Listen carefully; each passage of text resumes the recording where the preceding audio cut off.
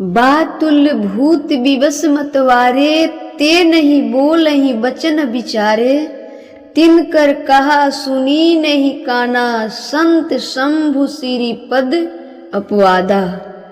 कही सुनी तहाँ अस मर्यादा, कही सुनी तहाँ अस मर्यादा। काटी जीभ तास जो बसाई, स्वर्ण मुनि न अति चले पढ़ाई। जहाँ इष्ट की निंदा होती हो, जहाँ भगवान की निंदा होती हो, जहाँ गुरु संतों की निंदा होती हो, वहां से या तो कानों में उंगली लगाकर चल देनी चाहिए हमारे समझ से, क्योंकि ये सब ऐसे लोग समझाने से समझने वाले हैं नहीं, क्योंकि उनका आदत बन गया है भगवान पे उंगली उठाना। यदि वहां से हम कानों में उंगली लगाकर चल दिए तो उसका सजा तो उससे भुगतना ही पड़ेगा। और वैसे लोगों से बोलने से, अपनी मुंह खराब करने से क्या फायदा है? क्या फायदा है ऐसे लोगों से मुंह से लगने से?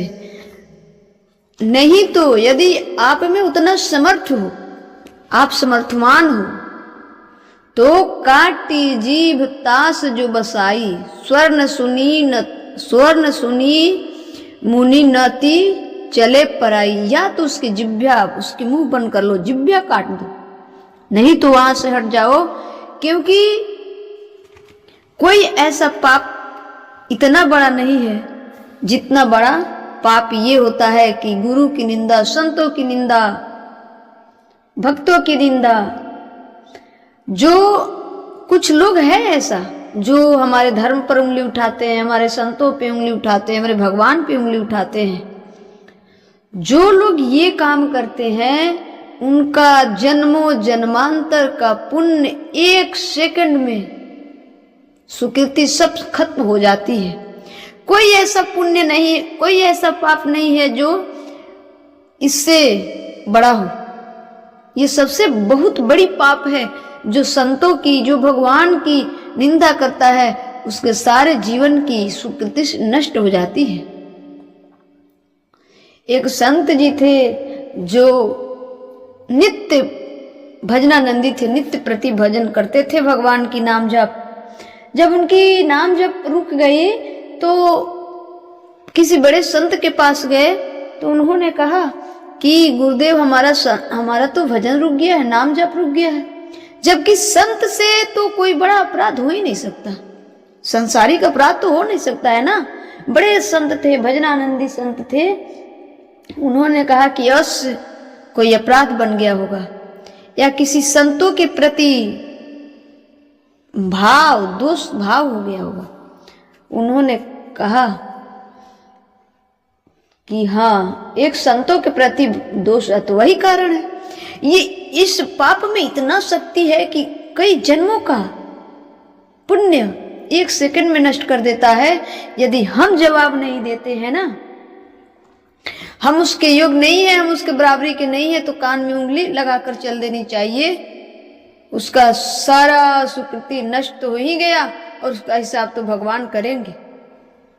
इतना बड़ा कोई ऐसा पाप नहीं है, इतना बड़ा कोई ऐसा पाप नहीं है जितना बड़ा ये पाप होता है जो लोग आसान से बैठकर संतों की, भगवान की, गुरुजनों की निंदा कर लेते हैं। अरे प्यारे मेरे भक्तों, ये समझा करो कि जब नकली बनता नोट कैसे है, असली को देखकर कोई भी चीज नकली तभी बनता है जब वो असली होता है। मानते हैं कि साधु का भेष पकड़ के लोग दुराचार अपनी काम वासना पूर्ति करते हैं, मैं इस बात को मानती हूं। परंतु क्या असली संत नहीं होते? एक से सबकी गणना कर सकते हो? नहीं हो सकता है ना।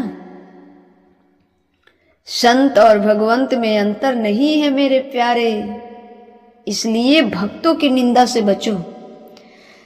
यदि असली नोट है तब नकली बना है, और नकली है तो असली भी होगा, तो असली को तो असली रहने दो। असली को तो नहीं छोड़ सकते हो ना। नकली असली दोनों नोट आपको दिया जाए तो आपके पास कुछ है जिससे पहचान सकते हो कि ये असली है, ये नकली है। तो असली को तो रख लोगे पर नकली को तो छोड़ दोगे। तो भाई नकली बना कहाँ से? जब असली हुआ तब तो उसका नकल हुआ। तो उसी प्रकार संत असली भी संत है, असली संत है तब तो उसके नकल करने वाले कोई है। तो तुम पहचानो। पहचान कैसे होगी? जब तक भगवान की कृपा नहीं होगी तब तक नहीं पहचान हो सकती है।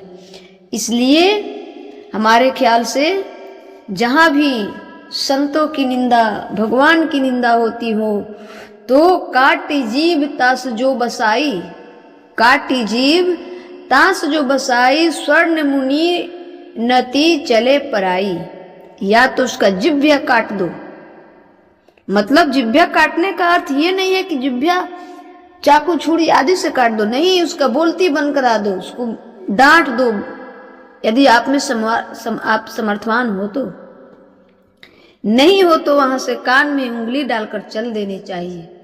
क्योंकि बातुल भूत विवश मतवारे, ते नहीं बोलही बचन विचारे। ऐसे लोग से मुंह से लगने से कोई फायदा नहीं है। कुछ भी समझा लो वो समझने लायक नहीं है। जैसे पागल कुत्ता किसी को काट लेता है, पागल व्यक्ति किसी को कुछ बोल देता है, हम सब क्या करते हैं? इग्नोर करते हैं ना कि भाई ये पागल है, छोड़ो, इस पागल के मुंह में क्या लगना। उसी प्रकार जो संत भगवंत और हमारे धर्म पे उंगली उठाते हैं उन लोगों को या तो बोलती बंद करा दो, नहीं तो ये समझो कि माया मोह मद के पगले हैं, पागल है। इन पागल से क्या बोलना, इन पागल की बातें क्या सुनना।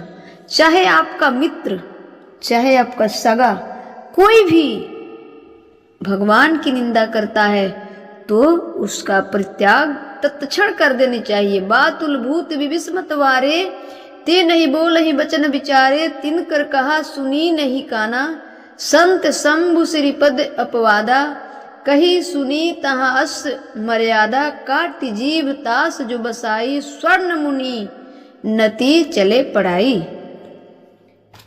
जो भगवान के विरुद्ध बोलता है उसका परित्याग तत्क्षण कर देनी चाहिए। अब मैं ये नहीं कहती कि शरीर से त्याग कर दो, मन से, दिल से। भरत जी ने माता कैकेयी का परित्याग क्यों कर दिया? भगवान को जंगल में भेज दी। भरत जी जीवन में फिर दोबारा मां नहीं कहे कैकेयी को। और भरत जी से बड़ा कोई ज्ञानी और कोई धर्मात्मा भी नहीं हो सकता है। तो भरत जैसे धर्मात्मा अपने मां का परित्याग कर दिए, क्यों? क्योंकि भागवत मिलन में बाधा, भगवान से विरोध की। प्रहलाद जी अपने पिता का परित्याग कर दिए, हिरण्यकश्यपु को। गोपियां अपनी पतियों की परित्याग कर दी। भगवान शंकर अपने पत्नी माता सती का परित्याग कर दिया। कितना उदाहरण दूं मैं।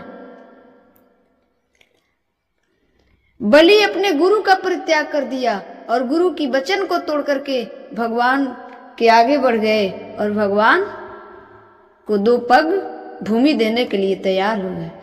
तो जो लोग भी हो, चाहे वो जो रिश्तेदार हो, जो कोई हो, भगवान की निंदा और गुरु की निंदा करता हो तो उस व्यक्ति का त्याग कर ही दो। त्याग कर ही दो, तुम्हारा कुछ नहीं बिगड़ेगा, बिगड़ेगा तो उनका। यदि जवाब देना चाहो, उसका बोलती बंद कराना चाहो तो करा दो, अगर नहीं कराने योग्य है तो वहां से कानों में उंगली डालो और वहां से निकल पड़ो, वहां से निकल पड़ो। प्रारब्ध किसी को नहीं छोड़ती है मेरे प्यारे भक्तों, वो पकड़ती है। भगवान की हिसाब गजब का है, उनसे कोई निकल नहीं सकता, बचना मुश्किल है। और इससे बड़ा कोई पाप होता ही नहीं है। इस पाप में इतना शक्ति है, इतना पावरफुल है कि तत्क्षण सारे पुण्य नष्ट हो जाएंगे और किसी बरियार व्यक्ति से भिड़ा दिए जाओगे और लड़कट के तुम्हारा सर्वनाश हो जाएगा और देखते देखते रह जाओगे, न चोट सुनाई पड़ेगी न आवाज, और विनाश को पहुंच जाओगे। ऐसे लोगों से दूरी बना लेनी चाहिए।